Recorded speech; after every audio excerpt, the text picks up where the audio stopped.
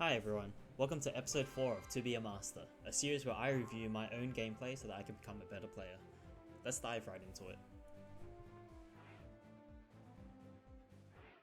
So when I get into the lobby I like to see what people pick so I can pick a Pokemon that works well for the team. So the first thing I notice about our team composition is that we don't really have a front line.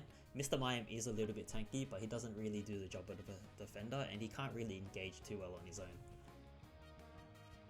So at this point only Charizard and I haven't locked in a lane yet, but seeing as it's a Charizard I'm assuming he's going into the center because lane Charizard is really bad. So I lock in the Snorlax, intending to go bottom lane so I can tank for my team. But after playing 3 games of Snorlax I don't really want to play Snorlax anymore, so thinking about other Pokemon I can pick, I go for the Blastoise instead. I'm intending to go for Hydro Pump and Surf this game, and so that I can provide a little bit more engage and disengage for my team. So my first thoughts when seeing the other team is that they're packing a lot of damage, that they have a lot of objective stealing potential. The next thing I notice is that because they have Machamp and Blastoise who can become unstoppable, they can just get through Mr. Mime Wall, and Lucario and Greninja can just dash over them as well. Venusaur also doesn't get blocked by Mr. Mime Wall because his Solar Beam goes right through it, so we're in a little bit of a trouble here.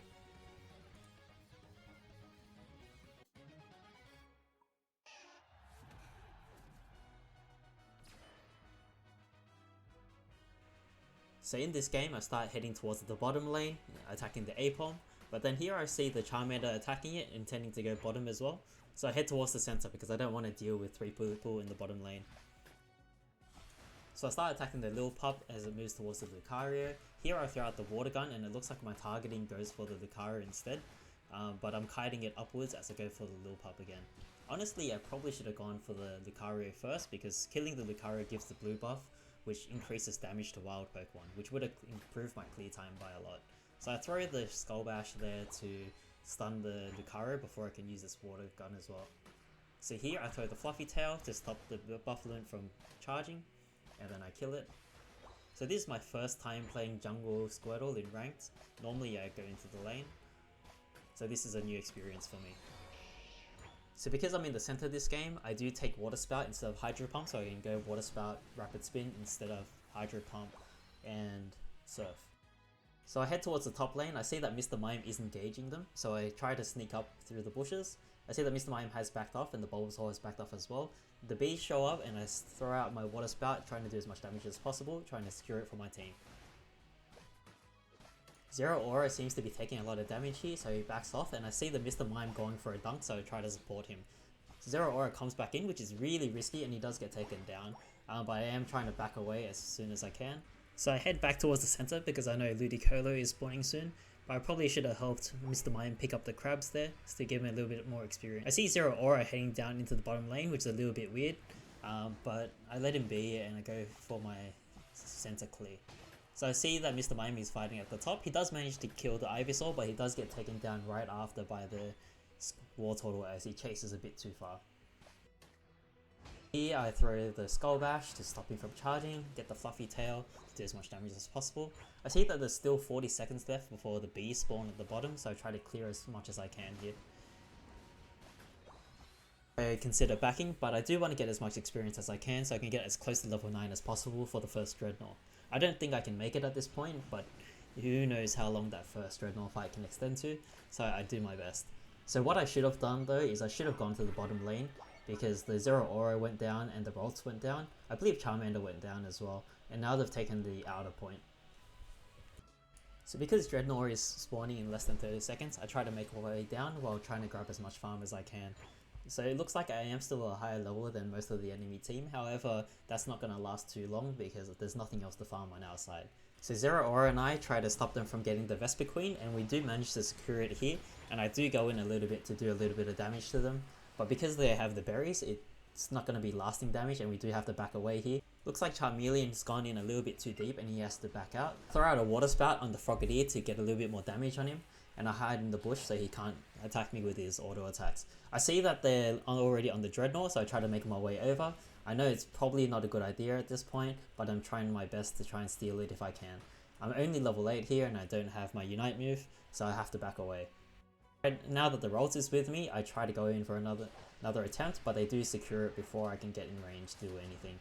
And because of that, I do go down, and I believe the Rolls goes down too. What I should have done is I should have headed towards the Rotom, since I saw that the whole team was at bottom. Or I should have tried clearing my center, because now I can see that the Zero Aura is clearing it for me. So seeing that we still have Ordinos at the bottom, I try to kill a few more Ordinos to level up, but I should be heading up towards top instead and giving this farm to the Curlier, to the Rolls I mean, so that she can evolve into Curlier. And because Curlier and Mr. Mime are at bottom, they can handle it on their own, and I should be all the way at the top lane getting the Rotom instead. So I take a peek at the Rotom and I see that they haven't started it yet, so I make my way up. I see that the Greninja is on his way up as well, so I hold out my Water Spout just in case. I throw it onto the Vespiquen hoping to get some, because I know that if I get any of them I will evolve into Blastoise. But unfortunately I'm not able to secure any of them, and we do go down at the top lane. Mr. Mime looks like he's going in for a cheeky dunk, but Lucario seems to have cut him off. We've lost our top point as well, and it looks like we might be losing this Rotom. Mr. Mime does manage to score though, so he must be running a score shield of some sort. Here I'm once again trying to level up into a Blastoise, so that I can hold them off in case they're pushing in the top lane with the Rotom. However, this doesn't seem to be the case, because it looks like there's 3 or 4 people chasing down Mr. Mime in the center. So I head up trying to stop the Rotom from hitting our point, but then I see that the Dreadnought time is coming up, which means that Dreadnought is going to be showing up soon, and a lot of their team is at the bottom. So our team throws out the surrender vote. However, I do vote yes. Actually, I thought I voted no. Usually in ranked I don't vote yes unless we lose the Zapdos, in which case it's really hard for us to come back if we're already behind. So I'm making my way bottom towards the Dreadnought, hoping that my team will follow me. I really need to start learning how to use pings. So here we see the Greninja, and I try to catch him out using my Water Spout, but he throws his Unite move at the Curlier, killing the Curlier. Between my Rapid Spin Water Spout combo and Zero Aura's Unite move, we do manage to clean up the Machamp. Zero Aura heads towards the enemy team to distract them, while Charizard and I try to secure the Dreadnought. So I see the Venusaur throw out the Solar Beam, so I panic and I throw the Fluffy Tail and Unite move because I don't have my Rapid Spin up. So here we try to push in and get a few dunks and break their outer point. Mr. Mime manages to get his point in, while I seem to have overstayed my welcome and go down.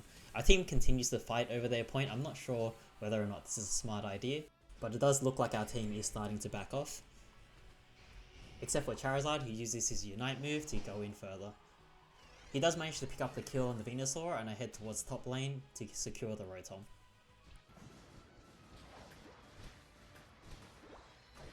Charizard throws a surrender vote, and I make my way top. I try to go for the bees here to see if they're still up. I see Lucario on it, and I throw my Water Spout to try and steal it. So I manage to steal it, but I don't think I can kill him, so I back away. I see that there's still a little bit of time and my team is definitely not at top, so I'll go and grab these crabs over here. So Rotom is up. I should be taking a look at it. I see they're on it already. Zero Aura is here with me, but the two of us can't really go in, and I should really be backing off. But it looks like Zero Aura is trying to go for the steal, and I also go for the steal, but we both get taken down, and they do get the Rotom. Here the Gardevoir comes in and manages to clean up the Machamp. However, she seems to be getting chased down by the Lucario here.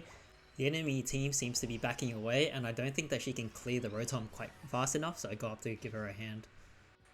So I try to clear her as fast as possible using the Water Spout Rapid Spin Water Spout combo, and good thing I did come up because the enemy Blastoise is also here and I didn't want him to push it into our inner point.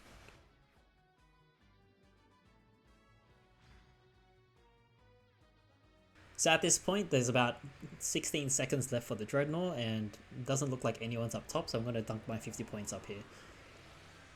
I don't know if we're going to be able to clear it in about 20 seconds, and I definitely don't want to have the debuff on the Zapdos, considering that I think we're still behind.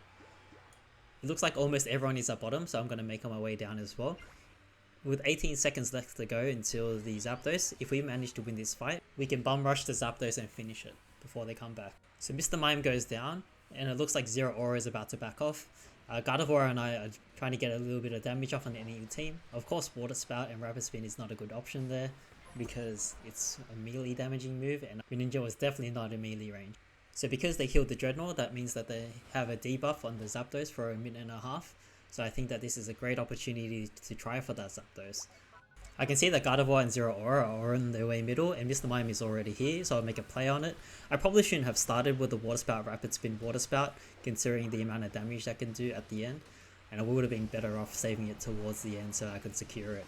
However, because I get bursted down so quickly and the team collapsed on me, I had to use my Unite move a bit early there to survive, and I do die before my Rapid Spin comes off cooldown. So if I had waited for my Rapid Spin to come back up or waited for the last second to use my Rapid Spin, I wouldn't have been knocked up by the enemy team's Unite move, and I could have had a better chance at securing the Zapdos there. So looking back, I was feeling pretty desperate considering the state of our team.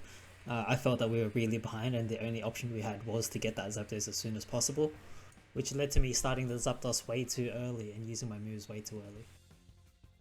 Thanks for joining me for episode 4 of To Be a Master. Please like and subscribe, and I hope to see you in the next episode.